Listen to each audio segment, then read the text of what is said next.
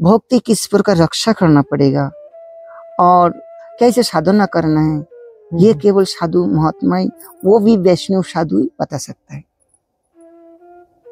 जी। और किसी के पास वैष्णव साधु नहीं है, वह है ही नहीं, उनके पास जाएंगे तो उनका मनमुखी बात करेंगे। लेकिन वैष्णव महात्मा लोग जो किताब में ऋषि मुनियों जो भक्ति के लिए साधना पंथा दिखाई, उसी पद बतलाएंगे और उसी में चलने से हमारा भक्ति वर्धित हो सकती है। वहां बैठ के कैसे भी हो वो एक बार भगवान का नाम ले तो उसी में जो पुण्य मिलता है। अरे धाम में बैठ के दिन भर जिंदगी भर जो सत्संग किया और सत्संग करते हुए जो पाप कर रहा है उससे वो ज्यादा पुण्य कमा रहा है। और यहाँ ज्ञान लेते हुए भी ज्ञान को फेंक देता है और फिर पाप कर्म में लिप्त हो जाते हैं।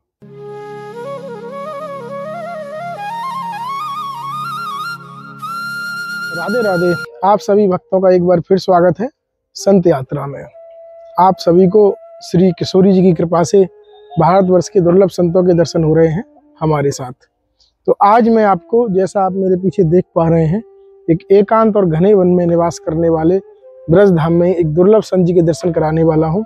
बहुत ही अद्भुत दर्शन आज आपको होने वाले हैं और बहुत ही दुर्लभ सत्संग है महाराज जी का। तो आइए महाराज जी के श्री चरणों में चलते हैं, जानते हैं उनकी वाणी। दंडवत महाराज जी। धन्यवाद, प्रणाम। जय श्री राधे। जय श्री कृष्ण। कहाँ से आना हुआ? यही महाराज जी, श्री धाम बरसाना से। क्या हो फिर है? बस महाराज जी संतों के दर्शन करवाते हैं, एक छोटा सा कार्य है। प्रतिदिन जो हमारे ब्रज धाम में संत विराजते हैं उनके दर्शन कराते हैं। हमारे भक्त लोग कुछ जुड़े हुए हैं महाराज जी, तो हम तो निमित्त हैं बस, क्योंकि सब लोग तो महाराज जी यहाँ आ नहीं पाते, सब लोग नहीं दर्शन कर पाते। तो हाँ, अभी तो जो जैसा मोबाइल जैसा ये यूट्यूब लाइन हो, कई प्रकार चीज हो गया। भक्त लोग दूर दूर से सुन सकते हैं, देख सकते हैं। बिल्कुल, बहुत सुंदर हुआ, बहुत वैज्ञानिक, बहुत आगे निकल दिया। तो बस महाराज जी यही छोटा सा कार्य रहता है कि जो भक्त यहाँ आ नहीं पाते हैं व्यस्तता के कारण या हमारे ब्रज से बहुत दूर है, तो आप जैसे संत विराजते हैं उनकी दिव्य वाणी कम से कम उन तक पहुंच जाए महाराज जी। तो महाराज जी सर्वप्रथम तो ये बताएं कितना समय आपको इस ब्रज धाम में हो गया है? मैं यहाँ आया 1998 में गोवर्धन में। अच्छा। हाँ, गोवर्धन में वहाँ कुछ दिन रहा जी। फिर आपका वृंदावन में जाके मैं छोटी उम्र में पढ़ा लिखा नहीं कर पाया। अच्छा। बहुत दिक्कत हुआ उसी समय। फिर आपका वृंदावन में आके वहाँ थोड़ा बहुत पढ़ाई किया व्याकरण जी, उसी से हमें किताब पढ़ लेता हूँ, बस इतना। अच्छा। ऐसा क्या विचार आया ब्रज के प्रति? ऐसा क्या आपके मन में आया या आत्मा में ऐसा क्या हुआ कि किससे प्रेरणा मिले? हाँ देखो, बात ऐसे है, ये साधु लाइन में त्यागी बनने के लिए पूर्व जन्म का कुछ ना कुछ संस्कार रहता है जी।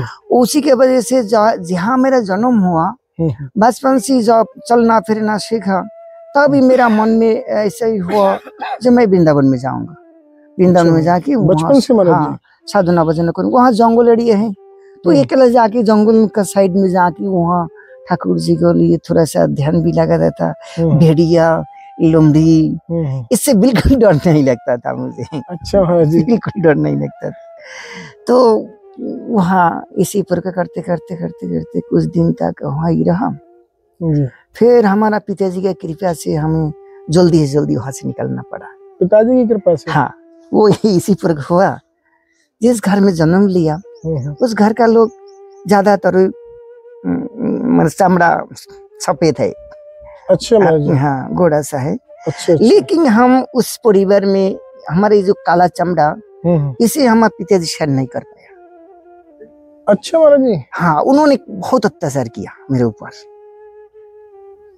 बहुत। एक तो पढ़ा लिखा नहीं पढ़ाएंगे, फिर जितना हो सके अत्याचार, उनका लेबर का साथ काम करवाना, उनका गाय भैंस देखभाल करवाना, उनका साथ चलना। तो दादी अम्मा दादी स्कूल में भर्ती करवा दिया और वहाँ ठाकुर जी की कृपा से बड़े हो गए। तो मतलब बड़े जो बच्चा लोग जो स्कूल में जाते हैं ना, उससे हमें याद है, बड़े हो गए। लोग बोलता था उनको पढ़ाओगे ना, ऐसा मरना मरना ही ठीक है, ऐसे क्या ही प्रकार गाली गल महाराज जी जो सोचा था वो तो मिल गया, आप यही सोचते थे ब्रज में रहूंगा, नहीं, जंगल में रहूंगा? नहीं, वो ये कुछ भी नहीं है, हमें लक्ष्य तक नहीं पहुंच पाया अभी तक। मैं यहाँ से नहीं पहुंच पाया अभी तक। मुझे यहाँ से छोड़ के जाना, इसी के लिए मेरा देर हो गया। ये जो है क्या हो गया महाराज जी? यहाँ एल्बो में पानी जमता है, एल्बो में पानी? हाँ, पानी जम जाता है, तो उसको नीडल से खुद ही निकला। आयुर्वेद भी थोड़ा सा पढ़ा तो उसी आइडिया है थोड़ा बहुत इसमें, तो नीडल से निकल फिर देख रहा हूँ वहाँ थोड़ा सा चमड़ा टाइट भी हो गए, तो इसी में फिर रामकृष्ण मिशन में गया और रंगली महल में देखा, वहाँ बहुत ही बीमारी बिगड़ गया, ज्यादा घायल कर दिया। फिर रामकृष्ण मिशन में जाके उन्होंने ऑपरेशन कर दिया, तो उसी में थोड़ा सा दिक्कत है बैठ गया। अभी देख रहा हूँ यहाँ जब भी भजन में मन लगाता हूँ तभी कुछ ना कुछ आफत आ जाता है, आफत आ जाता है। हाँ, यहाँ मैं किसी भी सुन लेंगे जो यहाँ कोई भी सिद्धि का मन के लिए बैठे थे वो भजन नहीं कर पाएगा। क्यों महाराज जी? बिगड़ जाता है यहाँ, सिद्धि नहीं कर सकता कोई ना, यहाँ अश्वत्थामा जी करने नहीं देंगे। ये वैष्णव का विरोध है अश्वत्थामा जी, अश्वत्थामा वैष्णव नहीं है। अश्वत्थामा जी वैष्णव ही है ना, वो वैष्णव विदेशी है। पंचो पांडव क्या वैष्णव नहीं थे? वैष्णव मतलब क्या होता है? विष्णु भक्तों। तो विष्णु भक्तों को अत्याचार किया कि ना अश्वत्थामा जी? पांडव पर अत्याचार नहीं किया, बहुत अत्याचार किया, इसलिए ये वैष्णव विदेशी है। वैष्णव इतना प्रिय नहीं है, भगवान के लिए कोई भी साधना करे तो साधना ठीक नहीं करने देंगे। सिद्धि का तो मैंने सुना था, लेकिन साधना भी नहीं करने देते ना। यहाँ यही पूर्वाधार में खुद अनुभव किया कई बार। अच्छा, हाँ, ऐसा अनुभव बिगड़ जाता है, हाँ बिगड़ जाता है, कुछ ना कुछ। थोड़ा बैठी, मैं आ रहा हूँ, 5 मिनट बैठी। तो अभी यही मन हुआ। मतलब जब आप भजन साधन करते हैं तो कहीं ना कहीं दिक्कत आ रही है? हाँ, यहाँ दिक्कत हो जाती है। एकांत में भजन करने नहीं देंगे। ऐसा रहो, खाओ पियो, भंडारा में जाओ, कोई दिक्कत नहीं है।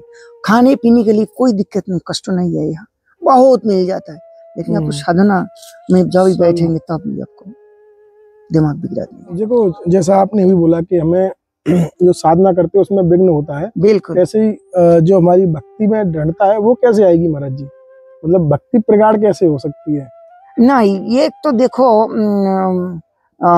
आदो साधु संग, भक्ति के ये जो बीज है ये साधु संग से ही आते हैं। हाँ, साधु संग से ही मिल जाता है, क्योंकि भक्ति किस प्रकार रक्षा करना पड़ेगा और कैसे साधना करना है, ये केवल साधु महात्मा ही, वो भी वैष्णव साधु ही बता सकता है जी। और किसी के पास वैष्णव साधु नहीं है, वह है ही नहीं, उनके पास जाएंगे तो उनका मनमुखी बात करेंगे। लेकिन वैष्णव महात्मा लोग जो किताब में ऋषि मुनियों जो भक्ति के लिए साधना पंथा दिखाई, उसी पद बतलाएंगे और उसी में चलने से हमारा भक्ति वर्धित हो सकती है। लेकिन नहीं तो हम डूब जाएंगे, क्योंकि सत्संग एकमात्र भक्ति का भक्ति पुष्टि करने का मार्ग है, साधन वही है। हाँ, हम गौड़ी है, हमारा गौड़िया महात्मा लोग, चैतन्य महाप्रभु का भक्त लोग जितना भक्ति के लिए साधना करने के लिए जो रास्ता दिखाएंगे, और किसी संप्रदाय में इतना मार्ग नहीं दिखाया और इतना किताब भी नहीं मिल गए। हाँ, चैतन्य महाप्रभु जितना भक्त लोग है, ये सुंदर बढ़िया बात करके बात सुने और जो मार्ग दिखाया, बहुत सीधा मार्ग। चैतन्य महाप्रभु इसलिए हमेशा ही बोलता था जो सत्संग में भक्ति पुष्टि होती है और भक्तों का लिए भगवान ही लक्ष्य है, और लक्ष्य वस्तु को प्राप्त करने के लिए श्रवणम और कीर्तन, ये 2 मुख्य। हमारा वृंदावन में तो काफी महात्मा लोग, या महात्मा बिना भी गृहस्थ लोग बोलते चलते फिरते राधे राधे भगवान का नाम, सांकीर्तन पारियेशुम, भगवत में बोला सांकीर्तन पारियेशुम स्तवं हिलने एवं वा वैकुंठ नाम ग्रहण मशेषो अगरं विदु। हे महात्मा, ये जो भगवान का नाम संकीर्तन मतलब कीर्तन करे और श्रवण करे और उपहास से भी करे और संकेत से भी करे, जिस प्रकार करे उसी में पुण्य मिल जाता है। तो यह चलते फिरते हमेशा ही जय श्री राधे, जय श्री कृष्ण, दिन भर भजन करो, कोई मना नहीं करेगा। लेकिन हमारा ये तो हमारा यहाँ का बात है, जो बाहर का भक्त उनका क्या उपाय जी, आपने ये पूछ सकते जी, जी, बिल्कुल महाराज जी, यही। तो वहाँ का बात यही है, किसी प्रकार क्योंकि भारत भूमि में हर स्थान पे कुछ ना कुछ साधु महात्मा घूमते फिरते रहते हैं, और कुछ ना कुछ खबर मिल ही जाता है जो भगवान कोई एक देवता है या सृष्टि करता है, उनका हमारा जीव और भगवान से, भगवान का क्या संपर्क है। जीवभूत सनातन, गीता में बोला जीवभूत सनातन, सनातन का ही अंश है जीव समूह। जी। तो ये सनातन पुरुष जो भगवान, उनसे अलग नहीं है, ये अंदर से ही उनको ज्ञान मिलते हैं जो हमारा एक कोई ना कोई स्वामी है जी। हमें उस लक्ष्य में जाना है। जी। तो इसलिए वहां बैठ के कैसे भी हो वो एक बार भगवान का नाम ले तो उसी में जो पुण्य मिलता है। अरे धाम में बैठ के दिन भर जिंदगी भर जो सत्संग किया और सत्संग करते हुए जो पाप कर रहा है उससे वो ज्यादा पुण्य का मारा है। और यहाँ ज्ञान लेते हुए भी ज्ञान को फेंक देता है और फिर पाप कर्म में लिप्त हो जाती है। हाँ? तो यहाँ जहाँ सत्संग हमेशा है, वहां सुनते हुए भी वो पाप कर्म में फिर फंस जाता है। तो उनसे वो तो सुनता भी नहीं, वो केवल सुना है हमारा कोई सृष्टि करता है, हमें उससे भजन, उनको से संपर्क है, तो हमें उनको कैसे भजन करें। वो कैसे भी हो, हे कृष्णा आप कहाँ हो और मैं कहाँ हूँ, मुझसे आपसे क्या संपर्क है, बस इतना याद करे उनके लिए उतना बहुत फल मिल जाता है। ये कृष्ण नाम जतो पाप हरे पातो की साध्य नहीं ततो पाप करे। ये तो वाल्मीकि की आप हम लोगों को याद करते रहता हूँ।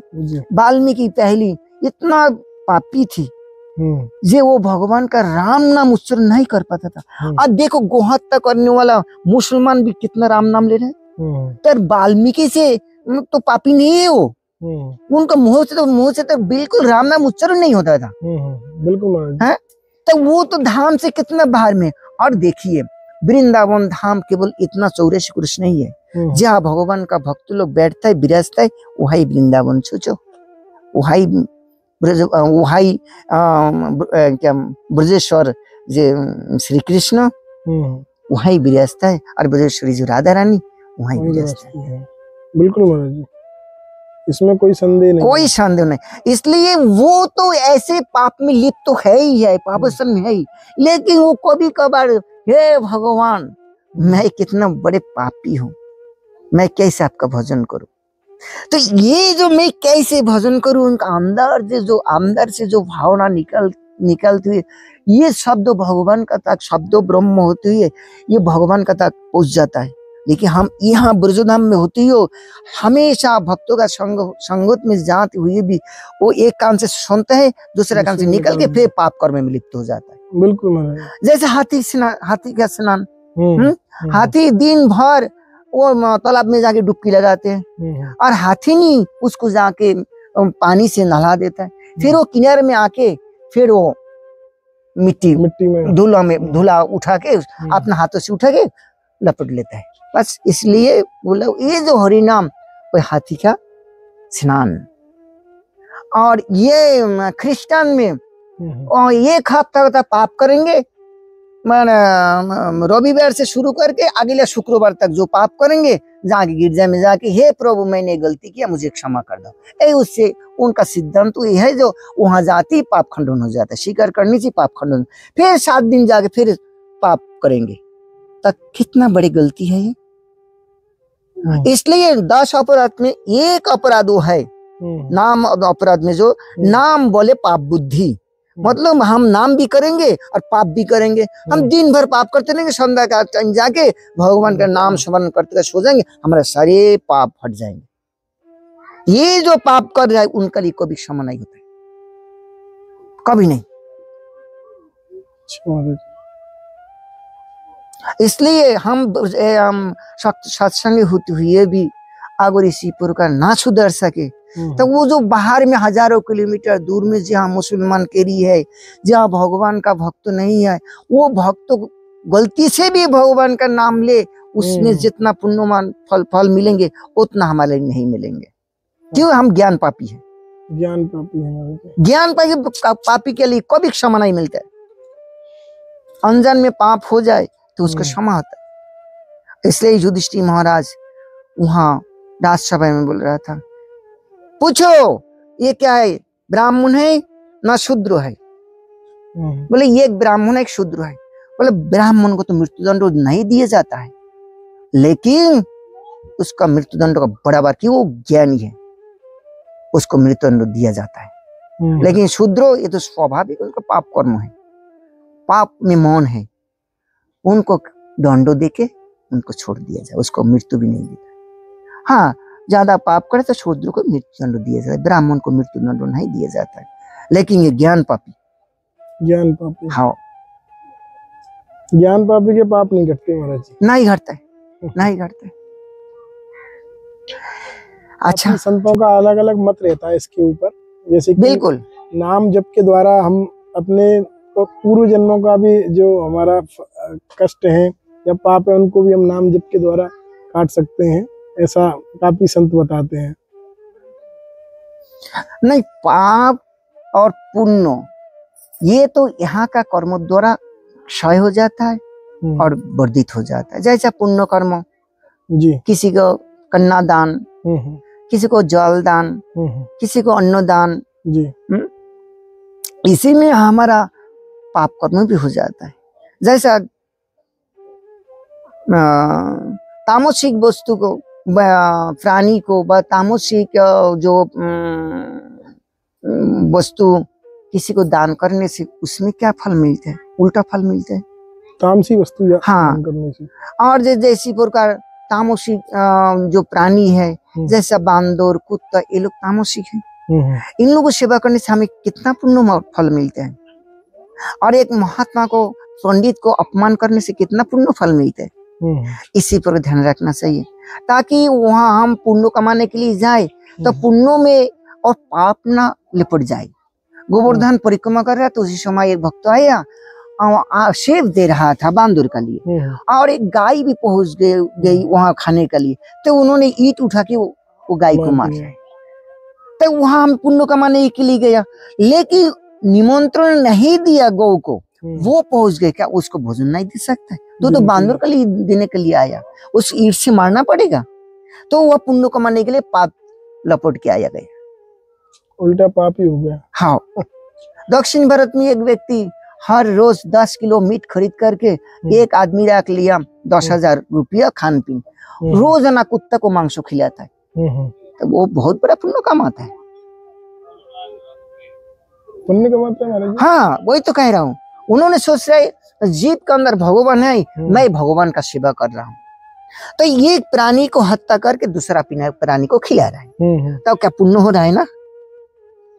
पुण्य हो, उनके हिसाब से, उनके हिसाब से हो रहा है, उनके हिसाब से पुण्य कर रहे हैं ना। लेकिन यही व्यक्ति को भी दैव क्रम साधु संग हो जाए तो ये व्यक्ति सुधर सकता है, आनंद आ जाएगा। बिल्कुल, हाँ, क्योंकि इनका मन में जो भगवान का अगर भावना है, कभी ना कभी सत्संग हो जाए तब उन्होंने माफी मांगी, हे प्रभु मैंने इतना अजीब हत्या किया, हे दूसरा प्राणी को हत्या करके दूसरा प्राणी को खिलाया, हे भगवान मुझे दंड दीजिए, मुझे ये आज सह नहीं जाता है, मुझे इतना बड़ा गलती है, मुझे मृत्यु दीजिए। ये जो अपना संताप, इसी से उनको धुल जाएंगे और सत्संग द्वारा वो एक कभी ना कोई वैष्णव बन जाएंगे। बिल्कुल महाराज जी, सत्यता है। हाँ, अगर उनके भगवान का भावना ना रहे तो कभी नहीं सुधर पाएंगे। कभी बाई से साधु संग हो जाए तो ये पाप कर्म छोड़ के वो जरूर साधु संग कर आ जाएंगे और वो जरूर ये खराब कर्म छोड़ देंगे। इसी प्रकार इंसान खराब कर्म करते करते करते अंदर में शुद्ध भावना हो तो एक दिन भगवान वास्तव में साधु संग उसमें डाल देंगे। जे भाई तू क्या कर रही हो, देख, तू क्या पुण्य कमा रही हो ना, अच्छा कर्म कर रही हो, देख ये किसको अच्छा कर्म कहता है, किसको पुण्य कहता है, और किसको सुकृति कहता है। सुकृति और पुण्य कर्म में दोनों अलग अलग है, एक नहीं है। सुकृति जो अच्छा कर्म द्वारा अच्छा फल जो मिल जाए उसी का नाम है सुकृति। जैसे इस प्रकार एक महापुरुष अनजान में का ही भेंट हुआ, जानते नहीं जो महापुरुष है वे महात्मा भी है, उनको भोजन खिलाया, उनको प्रणाम किया, उनको थोड़ा पानी दिया, उनको बैठने के लिए स्थान दिया, उनको थोड़ा हवा शरीर में व्यजन कर दिया, हवा कर दिया, कैसे भी उनको सुख दिलाए। तो ये जो कर्म है इसका नाम है सुकृति। ये कभी नष्ट नहीं, हजार कल्प नरक में रहे उसके बाद जन्म ले, तो वो जो सुंदर बढ़िया कर्म किया वो पीछे नहीं छोड़ेंगे। लेकिन आज वो पाप कर्म पुण्य फल जितना भोग स्वर्गों में पुण्य फल भुगते भुगते वो पुण्य फल खत्म हो जाएंगे, और पाप नरक में जाके वो कष्टों सहन करते करते वो पाप भी कट जाएंगे। लेकिन फिर पापी आके कोई उसी प्रकार घर में जन्म लेंगे जिस प्रकार मैंने लिया। जी उसी प्रकार में जन्म लेंगे। कितना हम लोग दुष्कर्म करते रहता हूं। तो इसलिए भाई सुकृति और पुण्य पाप एक नहीं है, अलग अलग। खिनी पुण्य मत विशांति, पुण्य कर्म यहाँ जो मैं पुण्य कर्म कर रहा हूँ स्वर्गों में जाके वहां स्वर्गों में भोग करते करते वो पुण्य फल कट जाएंगे, और यहाँ जो पाप कर्म कर रहा हूँ नरक में ले जाएंगे यमदूत, जाके वहां भोगते भोगते वो पाप भी खत्म हो जाएंगे, और फिर आके फिर पापी जन्म में जन्म लेंगे, यहाँ कर्म करके फिर आगे बढ़ेंगे।